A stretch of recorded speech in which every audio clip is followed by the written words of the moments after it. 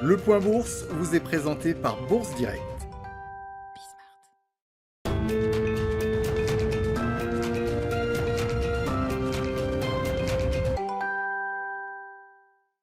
La tendance est en recul à la mi-journée sur le CAC 40. Les investisseurs ont pu suivre depuis le début de la matinée le cours du pétrole qui grimpe aux alentours des 77,5 $ le baril de Brent, soit une progression de 50% depuis le début de l'année. En cause donc récemment les tensions au sein de l'OPEP+, qui ont poussé les membres de l'organisation à annuler leur réunion prévue hier sans fixer de nouvelles dates, alors que cette réunion était elle-même prévue suite aux échecs de négociations la semaine dernière. En cause le refus des Émirats arabes unis de rester sur la distribution des quotas actuels et sa volonté d'augmenter son volume de référence de production. Pour rappel, en avril 2020, au plus fort de la crise sanitaire, les membres de l'OPEP+ avaient pris la décision de retirer un volume de 9,7 millions de barils journaliers du marché afin de contrebalancer la chute de la demande et donc des prix. Une réduction qui avait ensuite été répartie entre les différents pays de l'OPEP+, et c'est là que se situe le problème. Pour répartir les volumes de production à la hausse ou à la baisse, les membres de l'OPEP+ font appel à des quotas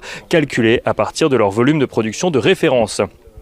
Or, ces fameux quotas et volumes de référence ont été arrêtés en 2018 et c'est là le principal argument des Émirats arabes unis qui clament que la réalité de son volume de production de référence en 2018 n'est plus celle d'aujourd'hui. Cette capacité totale de production serait passée de 3,17 millions de barils par jour en 2018 à 3,8 millions de barils par jour selon le pays, et ce dès avril 2020, soit juste avant la réduction décidée de production. Les Émirats arabes unis demandent donc que leur quota de production soit revu en conséquence, demande rejetée principalement par l'Arabie saoudite, farouchement opposée au projet. Arabie saoudite dont le volume de référence se situe lui à 11 millions de barils par jour. La réunion donc qui devait se tenir hier à la suite des négociations infructueuses de la semaine dernière avait pour but d'entériner une augmentation de la production de pétrole de 400 000 barils journaliers chaque mois à partir du mois d'août, afin de s'assurer d'une remise sur le marché de 2 millions de barils journaliers donc supplémentaires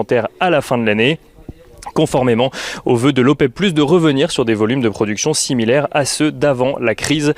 d'ici à avril 2022. L'incapacité donc de l'organisation à trouver un accord en l'état fait à présent craindre une guerre des prix entre Émirats arabes unis et Arabie saoudite, voire même fait craindre une sortie des Émirats arabes unis de l'OPEP+, selon plusieurs analystes. Au-delà des matières premières, si on regarde les statistiques que les investisseurs ont pu découvrir ce matin, les investisseurs ont pu prendre tout d'abord connaissance des ventes au détail en zone euro pour le mois de mai. Celle-ci progresse de 4,6% par rapport au mois d'avril, des ventes au détail qui dépassent d'ailleurs les attentes en annualisé, progressant de 9% contre 8,2% attendu. Les investisseurs qui ont également pu prendre connaissance de l'indice ZOO du sentiment des investisseurs en Allemagne, qui reste de son côté à un niveau élevé en juillet, même s'il recule très fortement. Il passe de 79,8 au mois de juin à 63,3 pour le mois de juillet, là où les analystes attendaient une baisse plus modérée, un niveau qui indique selon l'Institut que la situation économique continue de se normaliser en Allemagne.